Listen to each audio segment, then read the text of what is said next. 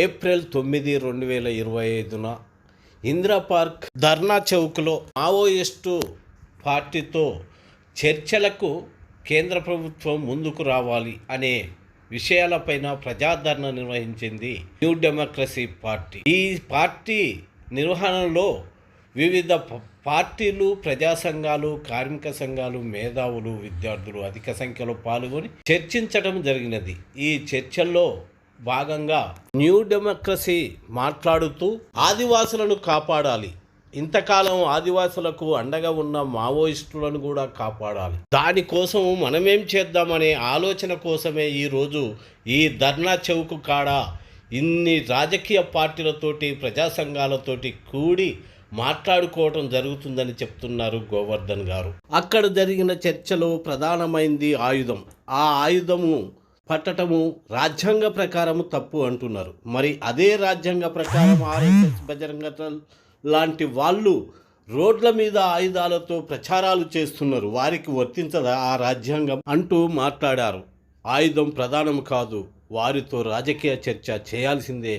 ఆ దిశగా మనము ఈ ప్రభుత్వాలపైన ఒత్తిడి తేవాలంటూ మాట్లాడారు. జన సంస్కృతి లూటికై రేలా రే రేలా రేలా రే రేలా రేలా రే రేలా రేలా రే రేలా. వాళ్ళు జల్ జంగల్ జమీన్ కోసం పోరాటం చేస్తున్నారు. ఆ పోరాటం న్యాయమైంది. న్యాయమైనటువంటి పోరాటానికి అండగా నిలబడడమే ఇవాళ నాగరిక ప్రపంచం అని చెప్పబడుతున్నటువంటి ఈ ప్రపంచం చేయాల్సినటువంటి పని. దాన్నే ఒక సామాజిక స్పృహ అంటారు. ఆ సామాజిక స్పృహ అంటూ లేనటువంటి వాళ్ళని మనం ఏం చేయలేం. కానీ ఇవాళ ఖచ్చితంగా అడవి బిడ్డలు కోరుకుంటున్నటువంటి దాన్ని, అడవి బిడ్డలకు అండగా ఉంటున్నటువంటి వాళ్ళు చేస్తున్నటువంటి పని. కానీ అదే నేరమని వీళ్ళు అంటున్నారు. కానీ నేరస్తులు, నిజమైనటువంటి నేరస్తులు ఎవరు అంటే ఇక్కడ కేంద్ర ప్రభుత్వమే, పాలకులే.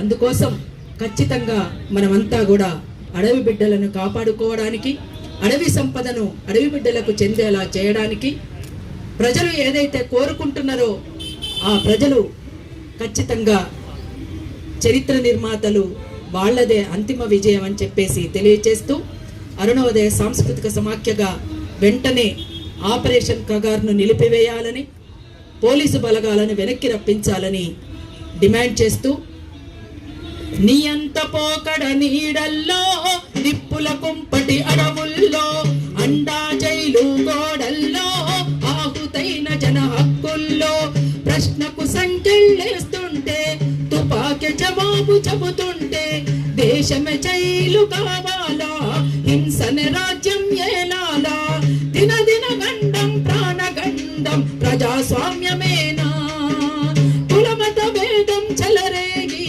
విభజన గీసేనా, ఏలిక అంటే చీలిక కాదని మళ్ళీ మళ్ళీ చెప్పాలా, నియంత పోకడ నీడల్లో, నిప్పుల కుంపటి అడవుల్లో, అండా జైలు గోడల్లో, ఆహుతైన జన హక్కుల్లో. గతమే వైభవ చరిత్ర అంటూ వర్తమానమునే మరిచి ఉంటూ భవితకు మనము దారులేస్తామా, నూతన జగతిని నిర్మిస్తామా, పెల పెల విరిగే చెట్లను చూసి ఏడ్చే ప్రకృతికేమి చెప్తాము, ఆదివాసుల అడవిని కూల్చి ప్రగతి బాటకేం దారబోస్తాం, దేశ ప్రజలపై సైన్యము పంపి సవాలు చేయాలా, మూలవాసుల ఆకలి కడుపు. ప్రియమైన కామ్రేడ్స్, వివిధ జిల్లాల నుంచి ఎండల్లో మనము ఆపరేషన్ కగార్కు వ్యతిరేకంగా ఒక ధర్నాను నిర్వహిస్తున్నటువంటి చివరిలో ఈ ధర్నా కేంద్ర ప్రభుత్వాన్ని లేదా ఈ రాష్ట్ర ప్రభుత్వాన్ని ఏం డిమాండ్ చేస్తూ ఉన్నదంటే, దాదాపు 3 గంటలకు పైగా నిర్వహిస్తున్నటువంటి ఈ ధర్నాలో తెలంగాణ నేల మీద నడయాడే అనేక ప్రజా సంఘాలు, రాజకీయ పార్టీలు, మేధావులు, ఆలోచనా పరులు, బుద్ధిజీవులు మాట్లాడినటువంటి సారాంశం ఏమిటంటే, భారతదేశం అనేటువంటిది దాదాపు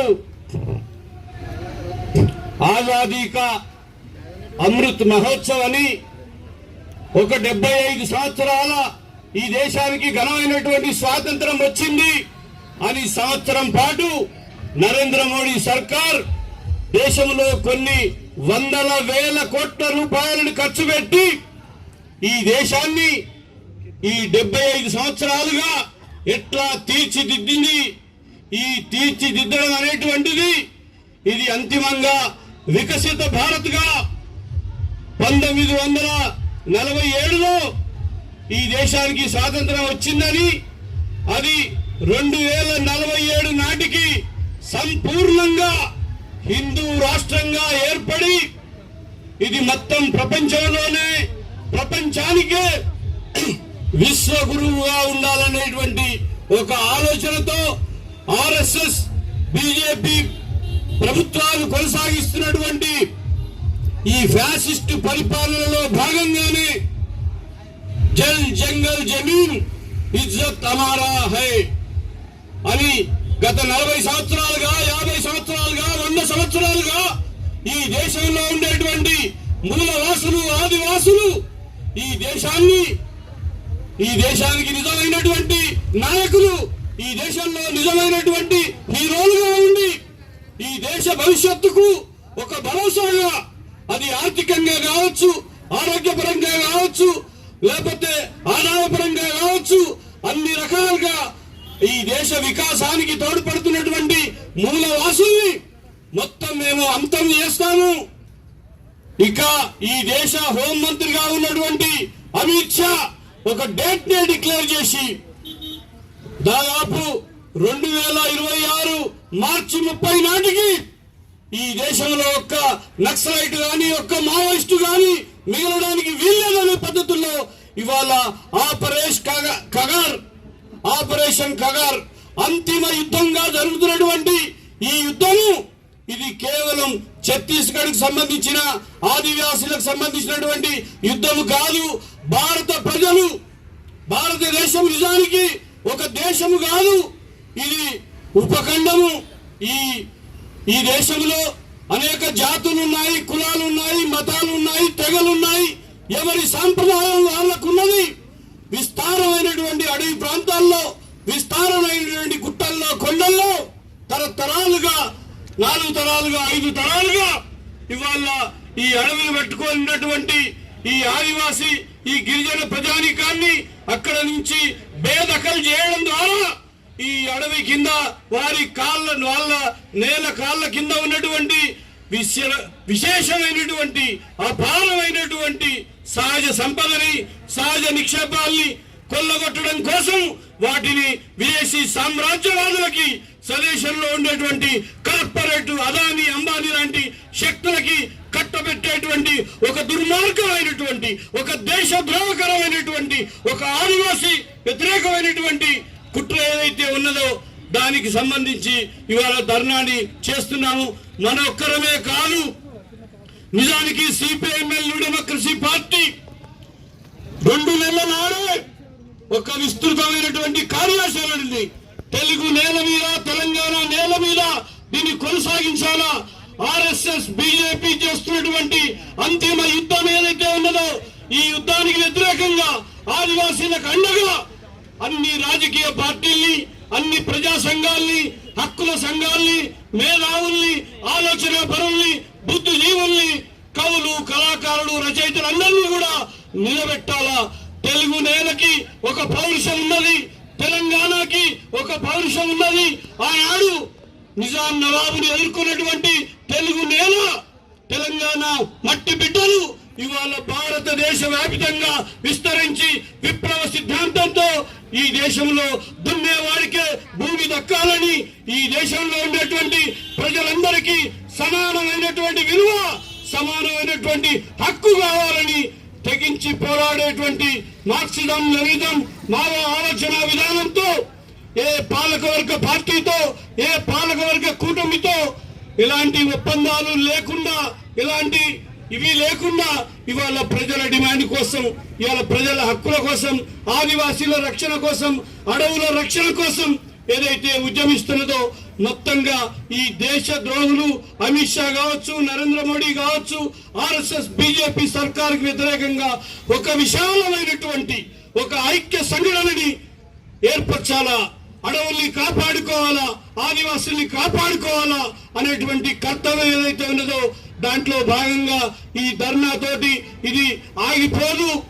రానున్న రోజుల్లో కలిసి రాగలిగినటువంటి శక్తులతో, కలిసి రాగలిగినటువంటి రాజకీయ పార్టీలతో, కలిసి రాగలిగినటువంటి ప్రజా సంఘాలతో ఒక విశాలమైనటువంటి ఐక్య సంఘటనని, ఒక విశాల ఉద్యమాన్ని ఏర్పాటు చేయడం ద్వారా ఆపరేషన్ కగార్ని వెనక్కి కొట్టగలుగుతాము.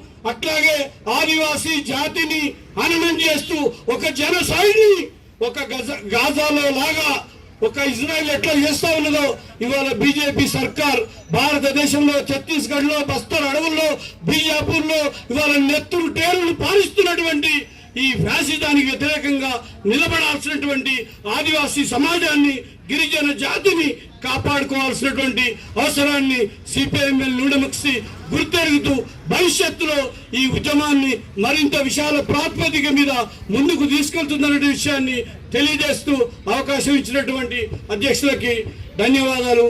లాల్ సలాం.